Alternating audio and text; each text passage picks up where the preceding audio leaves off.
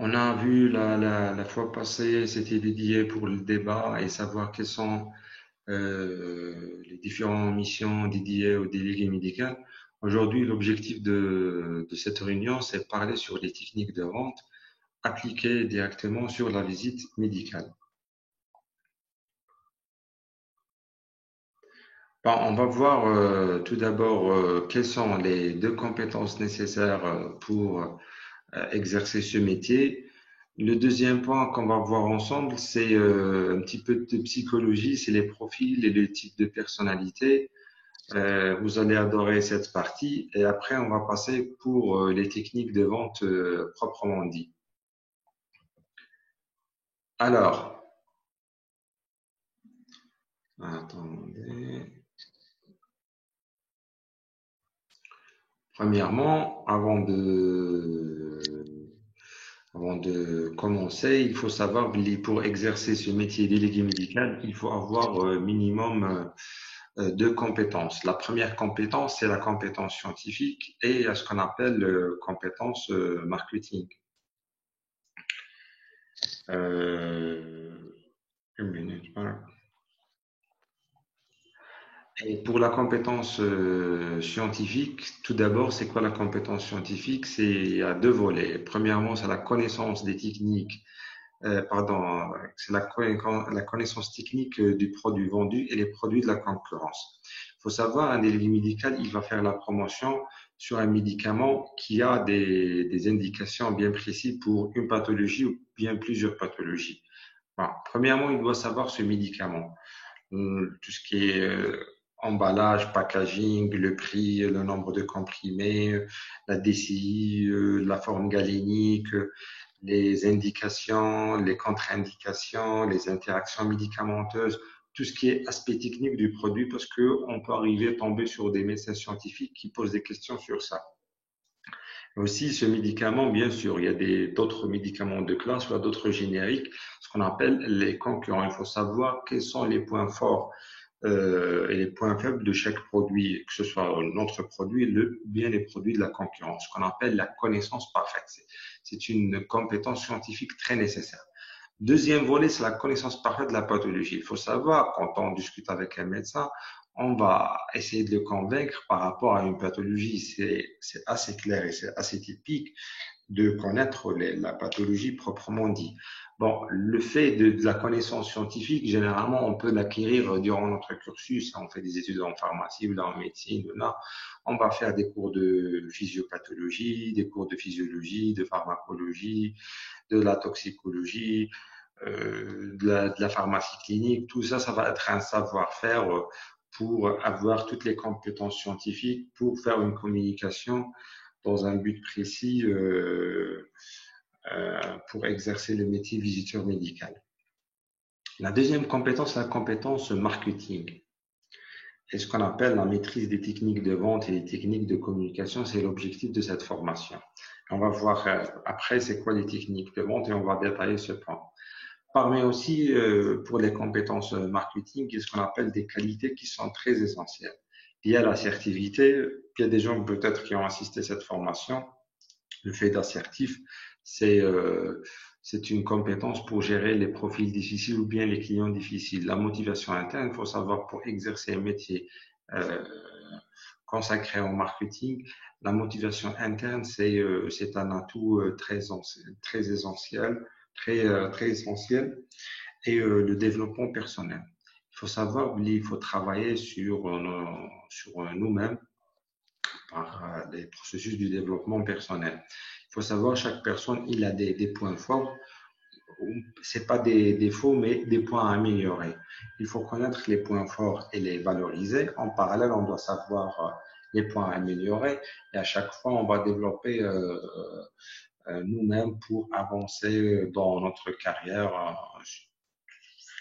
surtout pour les gens qui veulent avoir une carrière très longue, n'importe quel métier.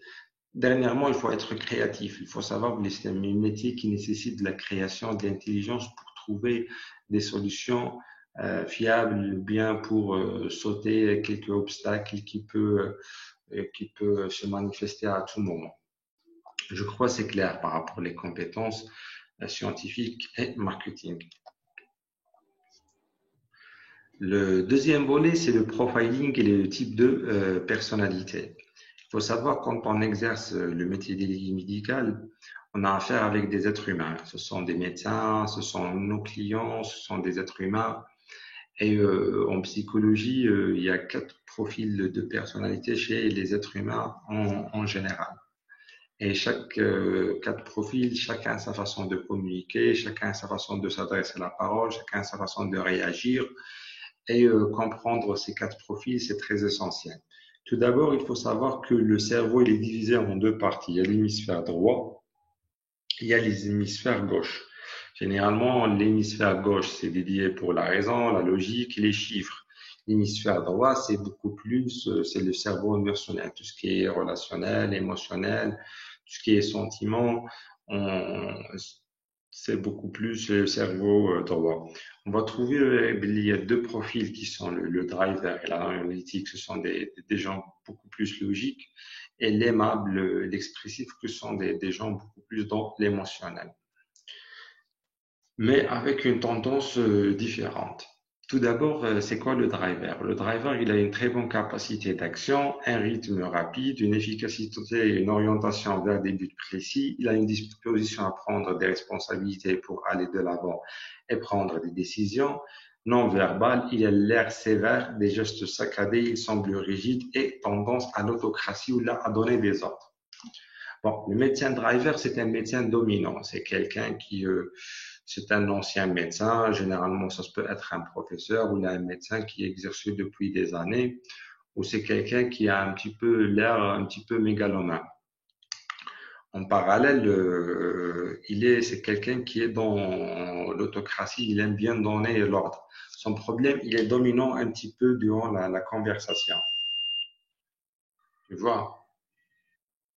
C'est quelqu'un qui aime être respecté. C'est quelqu'un, c'est parmi les clients difficiles.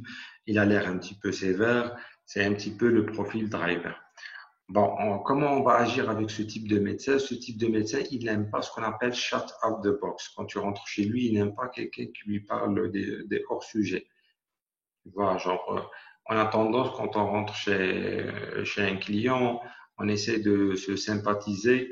On va commencer par les soit sur le climat, ou bien poser des questions un petit peu personnelles. J'espère que ça va. Tout ça, ce n'est pas le truc du driver. Le driver, il aime une relation beaucoup plus professionnelle et aller directement au vif du sujet. En parallèle, on va revenir sur l'expressif. L'expressif, quand on dit expressif, c'est quelqu'un qui parle beaucoup. Et quand quelqu'un il parle beaucoup, il a une réflexion très difficile, il change fréquemment d'idées, il néglige de vérifier sa compréhension avant d'agir. C'est une personne susceptible et impulsive. Il a un besoin constant d'activité stimulante et de rétroaction. Bon, ce type de médecin, c'est quelqu'un qui parle beaucoup. Et durant la présentation, c'est difficile de capter son attention parce qu'il n'arrive pas à écouter comme il le faut. C'est une personne énergétique. Quand on communique avec lui, c'est de préférence parler avec lui avec la même niveau d'énergie que lui, ce qu'on appelle l'effet miroir. C'est-à-dire parce que lui, il parle avec chaleur, il se flatte, quelqu'un qui aime se montrer, qui est plus ou moins, il est exigeant, il n'hésite pas de demander des trucs, tu vois. C'est-à-dire que c'est quelqu'un qui dégage beaucoup d'énergie, il aime des gens vivants, c'est quelqu'un qui est très vivant, tu vois. Mais son problème, il est capricieux, il est susceptible et impulsif. Voilà. Je crois que c'est clair pour l'expressif. Troisièmement, c'est l'aimable. L'aimable, c'est le type de médecin qui est adorable, qui accueille très bien les délégués, il est très gentil. Bon, il a très bonne capacité d'écoute, il s'exprime avec douceur, favorise des relations chaleureuses, sensible aux sentiments des autres, s'efforce d'établir des bonnes relations et s'assure de l'existence d'un climat positif. Bon, pour le médecin aimable, c'est très essentiel pour lui nouer des relations durables et créer un climat de confiance et un climat positif. Bon, c'est quelqu'un qui a peur de blesser les gens, c'est quelqu'un de trop sympa, il est là pour l'écoute, Mais parmi ses défauts, c'est l'ami de tout le monde. Quand on dit c'est l'ami de tout le monde, c'est-à-dire qu'il partage la prescription sur plusieurs délégués. Ce n'est pas bien pour le business. Bon, pour le driver, ça peut être difficile, mais il est plus ou moins fidèle en côté de prescription. Dernièrement, il y a le médecin analytique. Le médecin analytique, comme on dit, c'est le médecin aussi scientifique. Il a une très bonne capacité de réflexion, une approche orientée sur l'étude des faits, rassemble des données et un fonctionnement prudent. Il a une action non précipitée, c'est une personne calme, exige des réponses logiques et claires. Ben, c'est comme il dit, le médecin scientifique, pour lui, la prescription elle est dictée par les recommandations scientifiques. Il a des choix logiques beaucoup plus. Il ne s'engage pas à prescrire des nouveaux produits facilement parce qu'il est prudent. C'est le contraire de l'expressif, quoi. C'est le contraire directement de l'expressif. C'est quelqu'un qui est vraiment dans la prudence, dans la réflexion. Il analyse beaucoup avant d'agir. C'est quelqu'un de calme. Il parle pas trop d'ailleurs. Où il a un besoin des réponses logiques et claires. Pour l'expressif, il exige des réponses émotionnelles. Tu vois, c'est quelqu'un qui est très émotionnel. Bon, il aime bien être flatté. C'est quoi la différence? Généralement, c'est le contraire. J'espère que c'est clair. Si vous avez des questions pour les profils et de type de personnalité, merci de poser des questions. S'il n'y a pas de questions, on va passer par les techniques de vente et les techniques de communication.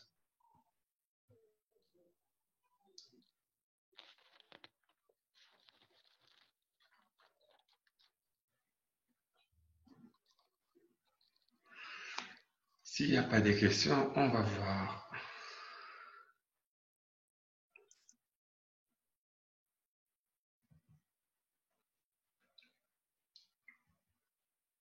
Non, on va commencer avec les techniques de vente.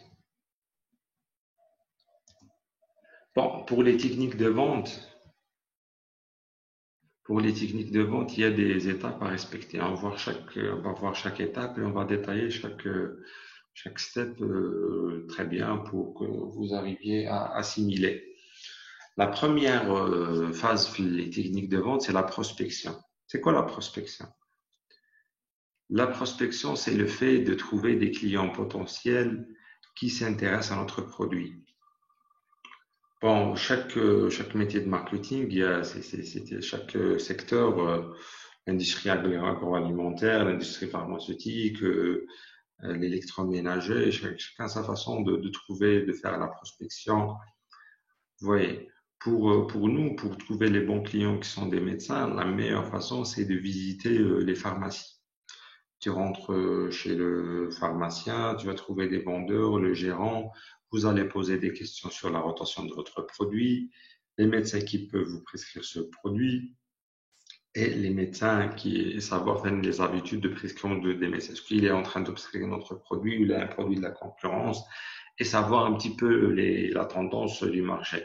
On va visiter pharmacie 1, 2, 3, 4, 5 et on va avoir une information globale des choses. Vous voyez, c'est pas magique. La deuxième des choses, c'est la préparation de la visite, une maîtrise parfaite du produit et produit de la concurrence, connaître les habitudes de prescription du médecin. Bah, il faut savoir,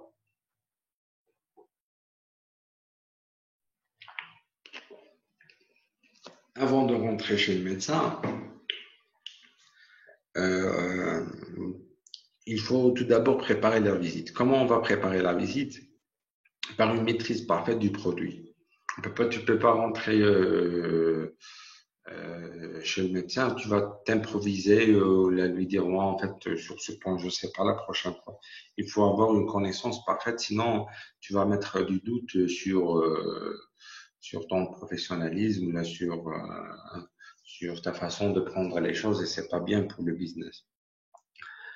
Et connaître les habitudes de prescription des médecins, c'est déjà un travail déjà qui est fait par la prospection qui va venir ici pour se préparer de la visite. Premièrement, c'est connaître les produits, notre produit, les produits de la concurrence et connaître les habitudes de prescription des médecins et aussi savoir le type de personnalité du médecin.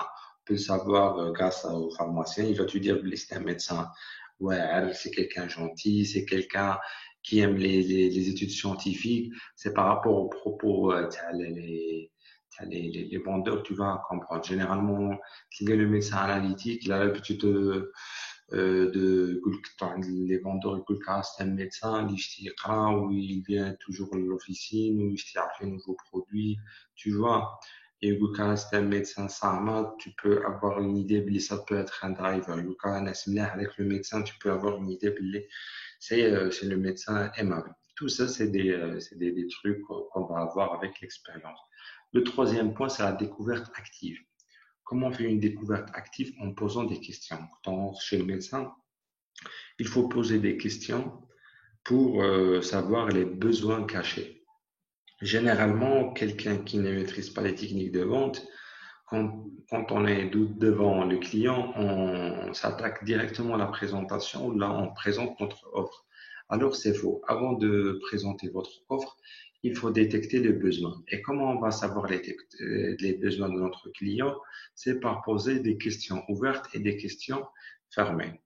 Exemple, par exemple, si tu rentres dans un magasin pour acheter un téléphone, un très bon vendeur, il va te poser des questions. Quelle est votre marque? Quels sont les critères que tu cherches dans ton téléphone? Est-ce que vous cherchez beaucoup plus la performance, avoir une caméra? Est-ce que les designs?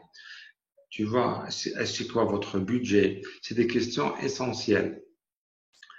Quelqu'un, par exemple, qui pose pas des questions. Par exemple, dans ta tête, tu vas acheter un téléphone entre 3 et 5 millions et lui, il te présente un téléphone de 7 millions. C'est-à-dire, il passe à côté de tes besoins. Pour toi, tu n'as pas un budget plus de 5 millions. Alors, il te propose un téléphone qui coûte 7 millions ou 8 millions. C'est bien sûr, il va pas pouvoir vendre ce produit. C'est pareil pour nous quand on rentre chez le médecin. Avant de présenter notre offre, il faut poser des questions pour savoir ses besoins. Une fois que tu vas savoir ses besoins, tu vas adapter l'offre par rapport à ses besoins dictés. C'est clair? Dernièrement, on va faire ce qu'on appelle la présentation d'une offre et l'argumentation. Ben là, c'est clair. On va faire une présentation de notre offre. Et comment on va faire la présentation de notre offre?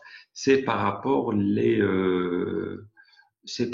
besoins déclarés. Il y avait une technique que j'ai oublié de la mentionner sur mon tableau, ce qu'on appelle la technique de CAD. Chaque produit, il a des caractéristiques. On va sortir de ces caractéristiques des avantages. Et ces des avantages, on va les traduire à des besoins. Par exemple, un médecin qui s'intéresse beaucoup plus, pour moi, j'aime bien un médicament qui n'a pas des effets indésirables tels que somnolence. Là, il veut te montrer qu'il a un besoin de sécurité. Il a peur pour ses patients. Toi, par exemple, votre médicament, c'est une nouvelle génération qui n'est pas sédatif. Vous, par exemple, notre médicament, elle n'est pas sédatif parce qu'il ne franchit pas la barrière hémato-encéphalique. Et l'avantage docteur, ça va pas induire des effets secondaires tels que somnolence. Et c'est quoi le besoin ici? Ça vous donner docteur plus de sécurité pour votre besoin. Il n'y aura pas d'accident, vous aurez une tranquillité de prescription.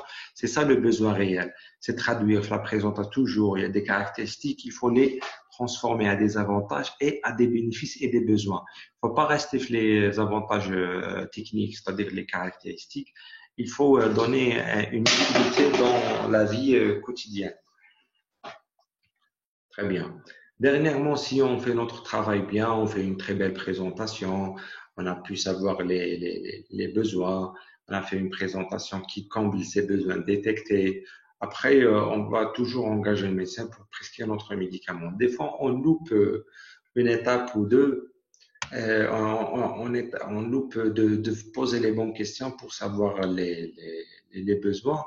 Des fois, le médecin il va vous montrer une autre objection. C'est-à-dire qu'il déclenche un besoin qui est là. Par exemple, il peut te dire votre médicament il est cher. Là, c'est une objection parce que là, on n'a pas posé les bonnes questions pour savoir pour lui, c'est le rapport prix-qualité, c'est très important. On va voir dans une autre formation comment traiter les objections parce que ça va prendre beaucoup de temps. Maintenant, on va savoir comment appliquer ces techniques de vente avec des techniques de communication. Là, avec ce schéma, ça résume réellement qu'est-ce qui se passe quand on rentre chez le médecin. Comment on fait pour présenter notre produit en respectant les techniques de vente. Généralement, quand on rentre chez le médecin, tout d'abord, on doit faire une ouverture, préparer le médecin pour, euh, euh, pour aborder notre argumentaire après. Généralement, l'ouverture, tout dépend du profil. Généralement, pour le profil aimable, analytique, expressif, généralement, une ouverture standard, ça marche. Pour le médecin driver, tellement il est tout le temps pressé avec le temps, il faut faire une ouverture intelligente. Mais je vais vous montrer une ouverture qui ça marche avec tout le monde. Généralement, pour l'ouverture, on peut dire bonjour docteur, je m'appelle Rahim, soi-disant c'est une première visite et je suis représentant du laboratoire X. L'objectif de la visite, c'est de vous parler de vos patients qui souffrent de rhinite allergique, par exemple, c'est un médecin allergologue, de vos patients qui souffrent d'HTA, de vos patients qui souffrent de diabète type 2. Il faut toujours donner un objectif de la visite pour le montrer, je suis venu pour parler sur business. Voilà. Évitez de dire je suis venu pour vous parler de mon produit. Là, il va croire que tu es venu pour ton intérêt. Faut toujours nouer une relation gagnant-gagnant. Dans l'ouverture, il faut toujours montrer que tu es venu pour donner un plus pour les patients. Et c'est clair, vous allez convaincre le médecin pour prescrire un médicament pour ses patients. Là, c'est toi, tu vas gagner une prescription et lui, il va gagner la satisfaction de ses patients. Une fois on a fait une ouverture, on va entamer le sondage. Comment on fait le sondage? Le sondage, généralement, on pose des questions. Et c'est des questions, il y a deux types de questions. Il y a des questions ouvertes, il y a des questions fermées. Pour les questions ouvertes, c'est des questions qui ont des réponses ouvertes. Les questions fermées, c'est des questions qui ont leur réponse avec oui ou là, non. Bien, c'est des questions de choix. On va vous donner un exemple. Par exemple, je vais faire la promotion pour un antihistaminique. Je vais dire au médecin, quelle est votre démarche thérapeutique pour la prise en charge des patients allergiques? C'est une question ouverte. Le médecin va te dire, bon, pour les gens qui souffrent de rhinite allergique, généralement, on donne un corticoïde local plus l'antihistaminique. Soi-disant, moi, je fais la promotion pour l'antihistaminique. Vous le très bien, docteur. Pour les antihistaminiques, docteur, vous prescrivez des antihistaminiques de première génération ou deuxième génération? Ah, écoute, généralement, on pose des questions de deuxième génération pour éviter les problèmes des effets indésirables, quelque chose. Là, à travers de cette ping-pong de questions-réponses, on va déduire des besoins. On va savoir, lui, ce médecin, il suit les recommandations. Pour lui qui a un besoin très important de sécurité, j'aime pas les effets secondaires. Là, ce sont des questions qui vont déclencher la connaissance des besoins cachés.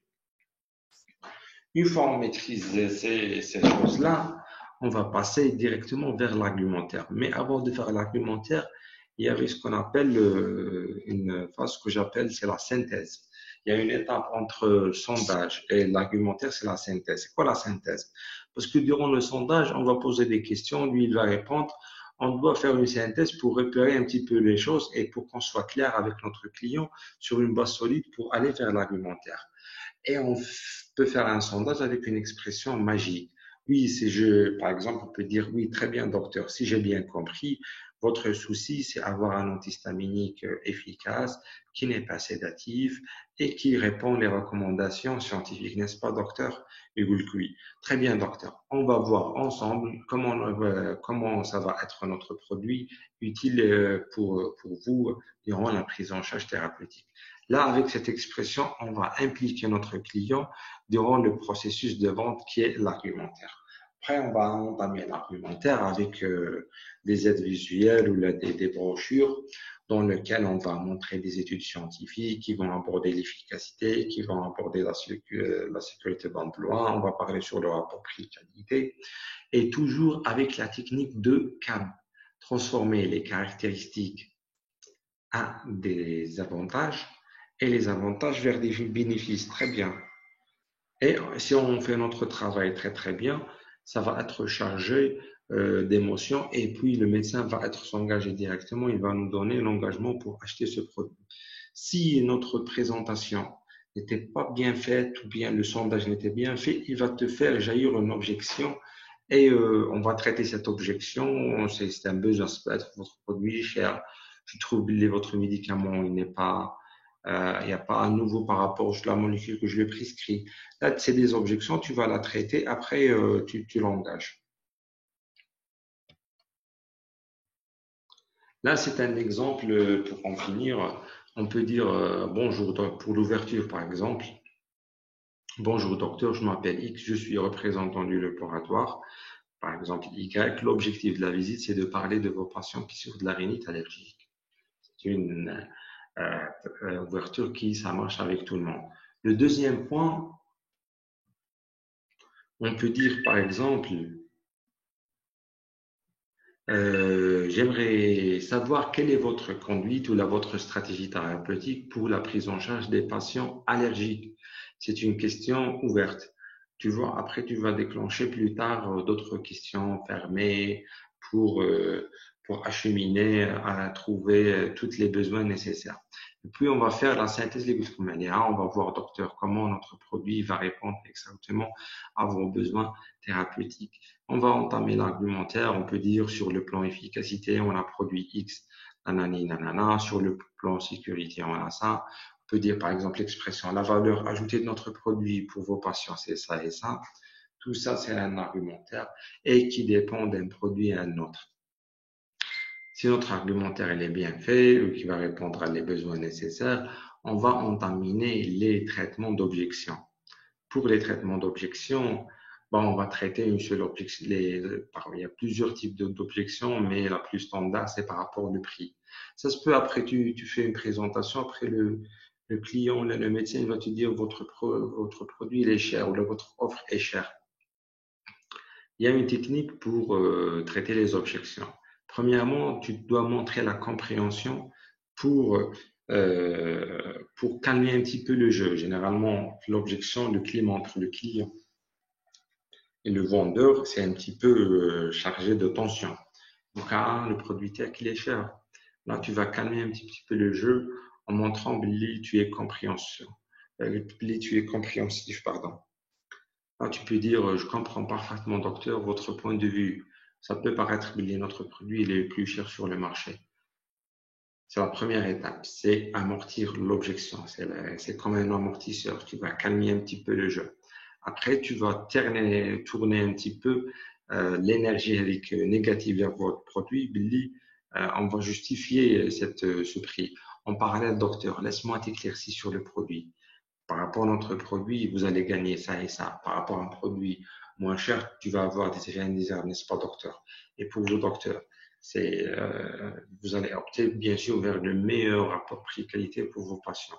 Et c'est très important pour moi vous montrer pourquoi notre produit, ça va être plus utile, tu vois, qu'un des gens qui vont faire des arguments par rapport à l'emballage.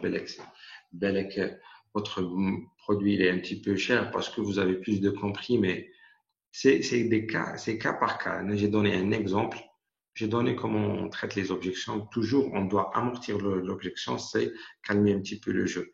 Il faut jamais dire non, docteur, ou ou il est cher, ou non. C'est des gens, c'est des réponses qui vont créer une tension supérieure.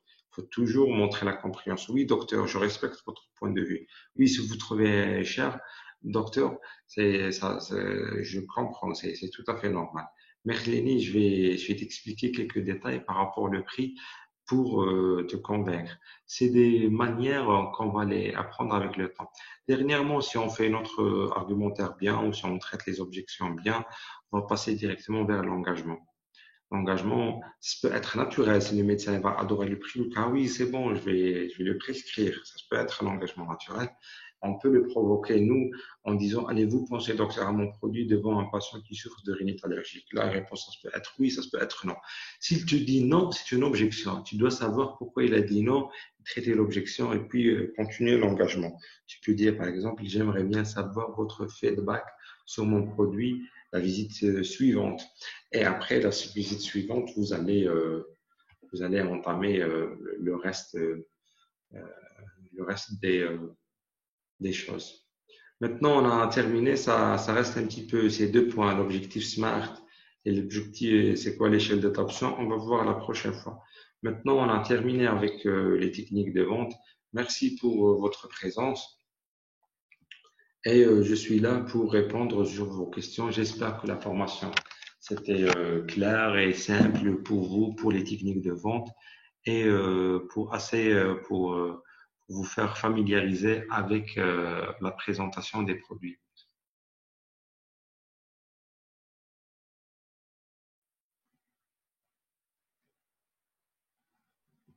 Si vous avez des questions, vous pouvez désactiver, soit les poser oralement, sinon vous pouvez écrire le chatbox, il n'y a pas de souci.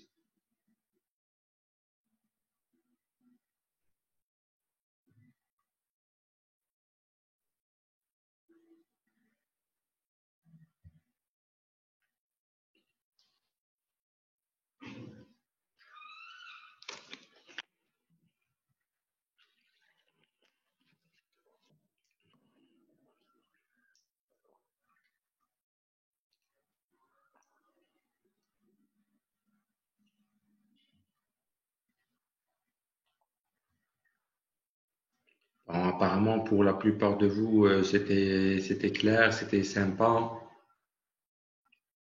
Oui, si vous avez des questions, il n'y a pas de souci. Sinon, si vous n'avez pas de questions, la prochaine fois, on va voir des techniques de communication. On va finir Fanny, avec c'est quoi l'objectif SMART, c'est quoi l'échelle d'adoption. Et pour la quatrième séance, ça va être pour l'assertivité. Et on va aborder la cinquième réunion, ce qu'on appelle la pensée stratégique, comment faire une stratégie pour atteindre des objectifs, comment réfléchir de façon intelligente pour réaliser notre objectif. Et tout ça, ça va être bénéfique pour quelqu'un débutant afin de décrocher un premier poste. Bon, c'était un plaisir de partager avec vous mon savoir. Si vous avez des questions, n'hésitez pas de me contacter ou bien laisser des questions sur le groupe. À la prochaine, Inch'Allah. Ciao, ciao.